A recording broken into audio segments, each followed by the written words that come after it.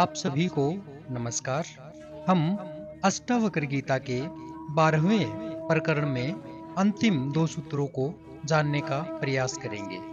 जैसा कि मैंने पहले वाले अध्यायों में बताया है कि इस महागीता के कुल 20 प्रकरण हैं और आज हम इन अंतिम दो सूत्रों को पूरा करके अपने 12 प्रकरण पूरे कर लेंगे।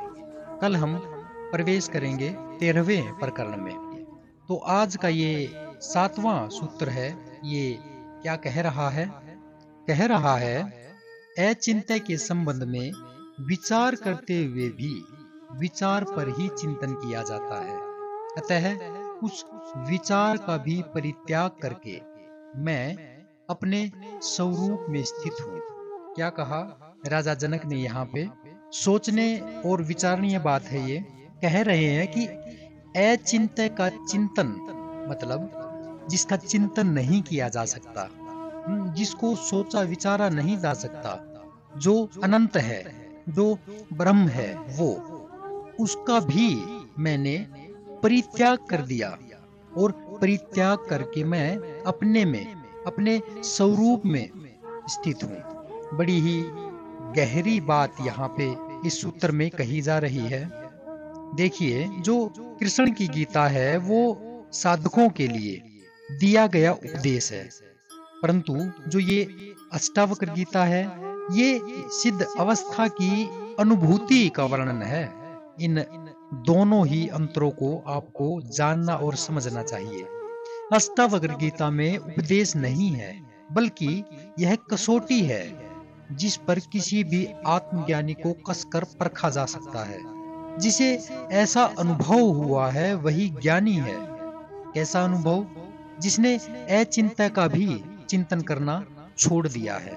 इस संसार में अनेक व्यक्ति अपने को सिद्ध, महात्मा, ज्ञानी, तीर्थंकर, पैगंबर, ईश्वर पुत्र और भगवान संत आदि कहते हैं। उन सब को अष्टावक्र गीता की इस कसौटी पर परखा जा सकता है। यदि उनकी इसके अनुरूप अनुभूति हुई है तभी उन्हें आत्मज्ञानी और मुक्त कहा जा सकता है, अन्यथा बिल्कुल भी वो आत्मज्ञानी नहीं है, वो सिद्ध नहीं है। उनको केवल आत्मज्ञान की भ्रांति मात्र हुई है, या फिर वो पाखंड कर रहे हैं। अष्टावक्र गीता न तो कोई धारणा मात्र है न सिद्धांत है, बल्कि यह देश, काल, धर्म, संप्रदाय, जाति, वर्ग आदि के पार अध्यात्म पर दिया गया शुद्धतम वैज्ञानिक वक्तव्य है, जो संपूर्ण आध्यात्मिक जगत की धरोहर है। धर्म के नाम पर जो प्रचलित अनेक पाखंडी हैं, ढोंगी हैं, झूठे मुखौटे हैं, उनको उतार के उनका पर्दाफाश इस गीता से किया जा सकता है। राजा जनक इस सूत्र में और भी महत्वपूर्ण बात कहते हैं कि अनेक व्यक्ति जो कर्मकांड, उपासना, भक्ति आदि को छोड़कर अगर अचिंत्य का भी चिंतन करते हैं, अचिंत्य यानी कौन? यानी ब्रह्म, अगर उसका भी चिंतन कर रहे हैं और वो ये समझ रहे हैं कि वो परमात्मा का ही चिंतन कर रहे हैं, वो ब्रह्म का ही चिंतन कर रहे हैं और उन्हें ये सब करके मुक्ति मिलेगी, इसमें जनक कह रहे हैं कि यह भी ब्रह्म है, यह भी झूठ है। इसको भी थोड़ा सा समझना पड़ेगा, जानना पड़ेगा। क्या कहा यहाँ पे? राजा जनक कह रहे हैं कि जो व्यक्ति कर्मकांड, उपासना, भक्ति इन कर्मों को भी छोड़कर अगर उस ब्रह्म या अचिंत्य का भी चिंतन कर रहे हैं और ये समझ रहे हैं कि वो परमात्मा का चिंतन कर रहे हैं और इस चिंतन से उन्हें मोक्ष मिलेगा, तो ये भी वो भूल कर रहे हैं।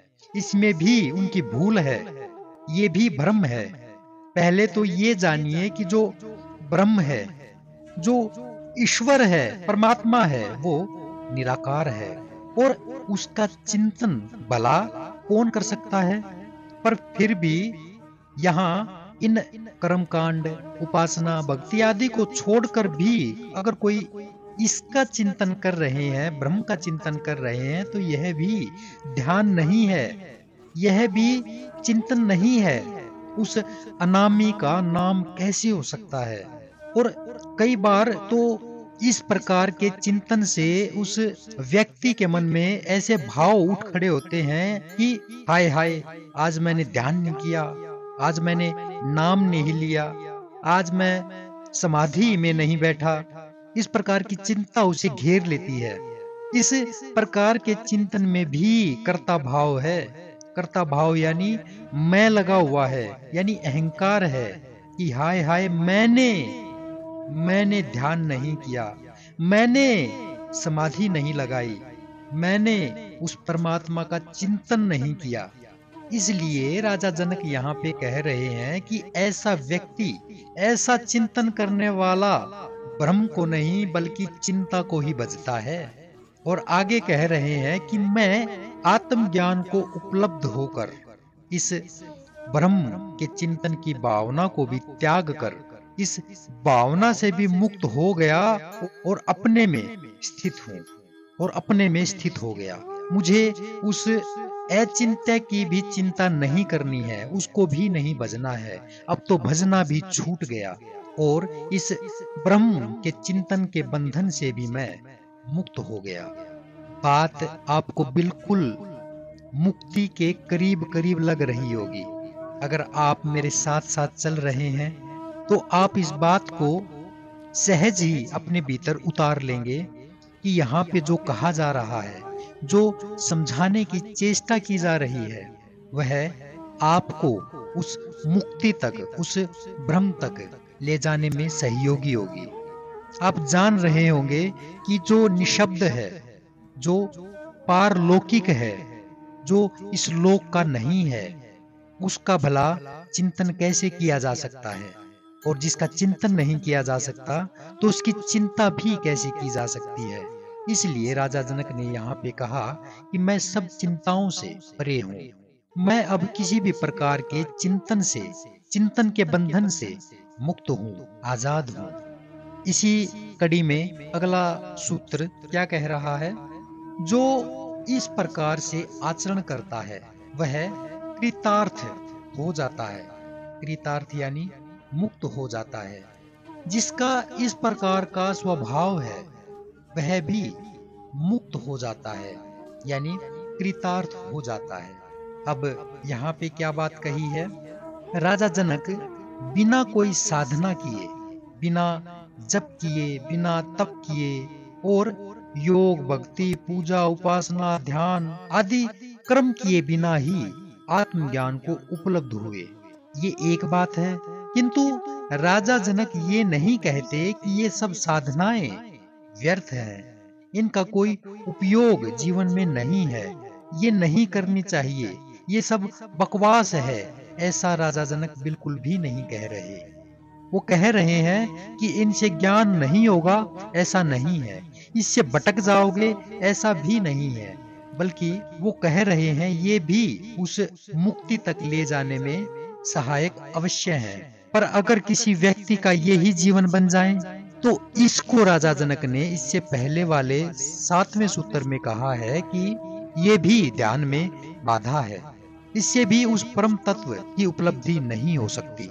जे कृष्णमूर्ति कहते हैं कि करना कुछ भी नहीं है, किंतु इससे व्यक्ति भटक भी सकता है।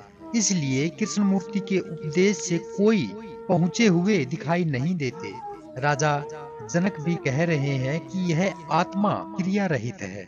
और गीता में भी ये बात श्री कृष्ण अर्जुन को समझा रहे हैं कि जो आत्मा है वह काम से परे है, क्रियाओं से परे है, क्रिया रहित है। और आत्मा के क्रिया रहित स्वरूप को जब तप, योग, भक्ति, पूजा, उपासना, ध्यान इन सभी साधनों से अर्जित किया है, कमाया है, वह पुरुष कृत्य है, यानी वह मुक्त है। उसे भी आत्मा की अनुभूति होगी, उसका प्रयत्न निष्फल नहीं जाएगा। साधना द्वारा प्राप्त करना भी मार्ग है, इसका जनक तिरस्कार नहीं कर रहे हैं। किंतु जो भाव से ही स्वभाव वाला आत्म भाव वाला है। ये शब्द बड़े अनोखे लग रहे होंगे आपको, लेकिन अनोखे हैं नहीं। एक बार ध्यान से इनको सुनोगे तो ये आपको आपसे मिलने में सहायक होंगे। क्या कहा? जो भाव से ही आत्म भाव वाला है, जिसका स्वभाव ही आत्मवत है, वह तो मुक्त है ही। इसमें कहना ही क्या। ऐसा आत्म भाव वाला व्यक्ति ही परम ज्ञानी है, चाहे वह स्वयं ही स्वभाव से प्राप्त हो अथवा किसी साधन से। उपलब्धि में कोई अंतर नहीं होता। मार्ग अनेक हैं, पर मंजिल जो है वो एक है। भिन्न भिन्न रास्तों से अगर आपको चोटी पे जाना है, तो आप चाहे पश्चिम से चढ़ाई करें या फिर उत्तर से चढ़ाई करें, चाहे पूर्व पश्चिम से चढ़ाई करें, किसी और से भी आप चाहे घूम घूम के जाएं, चाहे सीधा ही ऊपर चढ़ जाएं, लेकिन अगर अंतिम बिंदु ही उसकी चोटी है, चोटी पे जाना है, तो रास्ते मायने नहीं रखते। मायने रखता है कि आप चोटी पर पहुंचे, आप वहां तक गए, मायने ये रखता है। इसलिए चाहे पूजा है, चाहे योग है, चाहे भक्ति है, चाहे उपासना ध्यान आदि है, राजा जनक कह रहे हैं कि ये सब सहायक हैं, इनका तिरस्कार नहीं किया जा सकता, इनको बुरा नहीं कहा जा सकता।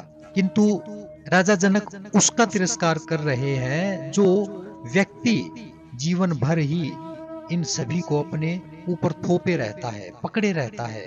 बहुत सारे ऐसे व्यक्ति हैं जो सत्संग में जाकर के नाम ले आते हैं, और उसी नाम को 20 साल, 25 साल, 30 साल और न जाने और भी ज्यादा सारी उम्र उसको रगड़ते रहते हैं, पर उस नाम के पीछे जो अनाम है वहां तक पहुंच ही नहीं पाते। हाँ, इतना जरूर है कि उनका मन जो है वो शांत हो जाता है, लेकिन उस अंतिम चरण तक, उस अंतिम बिंदु तक वो नहीं पहुंच पाते, और मरने से पहले ही उनका अंतिम समय आ जाता है। आपको ऐसा नहीं करना, आपको ये समझना है, जानना है। इन शब्दों के माध्यम से ही आपको शब्दों से पार जाना है। इस नाम के ही माध्यम से आपको उस अनाम को छू देना है, उस अचिंत्य के, उस पार ब्रह्म के पार चले जाना है। इसलिए आप अपनी प्यास को लगातार बनाए रखें और आगे बढ़ते रहें। अगले प्रकरण में कल फिर मिलेंगे, तब तक के लिए नमस्कार।